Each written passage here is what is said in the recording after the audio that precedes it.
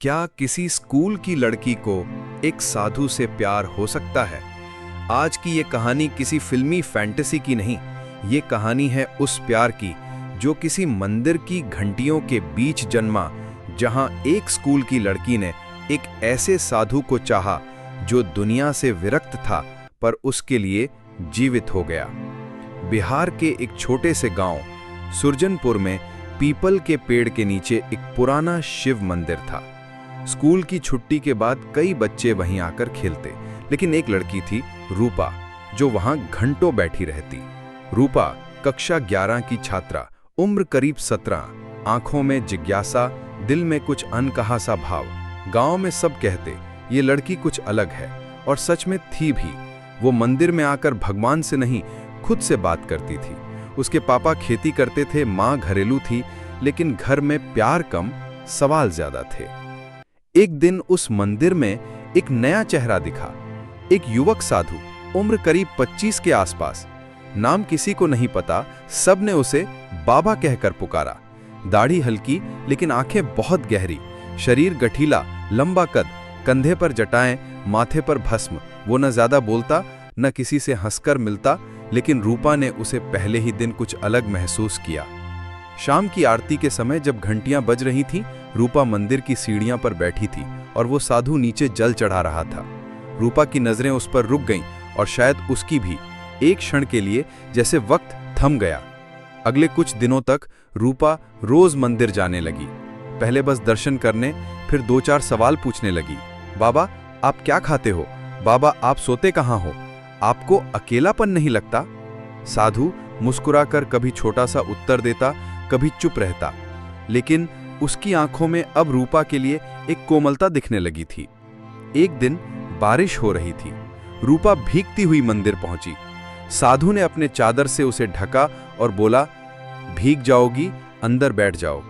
उस दिन पहली बार साधु ने उसकी तरफ देखा, एक इंसान की तरह, ना कि किसी भक्त की तरह। रूपा की सांसें तेज थीं, कपड़े भींगे हुए थे और आंखें भी भींगी हुई थीं। अब रूपा खुद से डरने लगी थी। क्या मैं पाप कर रही हूं? मुझे बाबा इतने अच्छे क्यों लगते हैं? क्या ये मोह है या कुछ और? दूसरी तरफ साधु भी अपने भीतर कुछ टूटते देख रहा था। जिस विरक्ति की उसने साधना की थी, अब वो हिलने लगी थी। एक रात रूपा मंदिर आई, देर रात। वो डरते हुई बोली, बागा, मुझसे मत भागो, मैं जानती हूं आप भी मुझे महसूस करते हो। साधु चुप रहा और फिर एक लंबी सांस लेकर बोला, मैं साधु हूं बेटी, संसार से दूर हूं, लेकिन तूने वो कर दिखाया जो दुनिया नहीं कर पाई, मेरे अंदर की रूह को जगा दिया। अगले दिन गांव में हंगामा मच गया। किसी ने देख लिया था रूपा को मंदिर में रात को। गांव वालों ने साधु को घेर लिया, ताने मारे, गालियां दी। रूपा को स्कूल से निकाल दिया गया। पिता ने डांटा, शर्म नहीं आती? बाबा के पीछे भागती हो? घर की इज्जत मिट्टी में मिला दी। पुलिस आ गई, केस दर्ज हुआ। साधु पर नाबालिग से संबंध का आरोप लगा, लेकिन कोर्ट में रूपा ने खुलकर बोला, मैंने उन्हें चाहा है, मजबूरी नहीं थी। उन्होंने कभी मेरी मर्यादा नहीं तोड़ी। मैं बालिग होने वाली हूं और मैं उनके साथ रहना चाहती हूं। कोर्ट ने मामला समझा। मनोवैज्ञानिकों ने भी रिपोर्ट दी कि दोनों में मानसिक सहमति है। आखिरकार साधु को निर्दोष माना गया। अब वो दोनों गांव से दूर एक जंगल के किनारे एक छोटी कुटिया में रहते हैं। साधु अब साधना और संसार दोनों में संतुलन लाया है। रूपा अब उसी गांव की दूसरी लड़कियों को पढ़ाती है। उनकी प्रेम कहानी लोगों को अजीब लगती है, लेकिन जिसने आत्मा से प्रेम किया हो उसे समाज के ताने क्या रोकेंगे। कभी कभी प्रेम जन्म तारीख नहीं देखता, न पद, न जात, न संन्यास।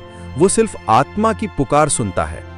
और जब एक स्कूल की लड़की ने एक साधु से प्रेम किया, तो वो न पाप था, न वासना, वो था रूह का रूह से मिलन। स्टोरी अच्छा लगा हो तो लाइक करें, चैनल को भी सब्सक्राइब करें। मिलते हैं अगली वीडियो में।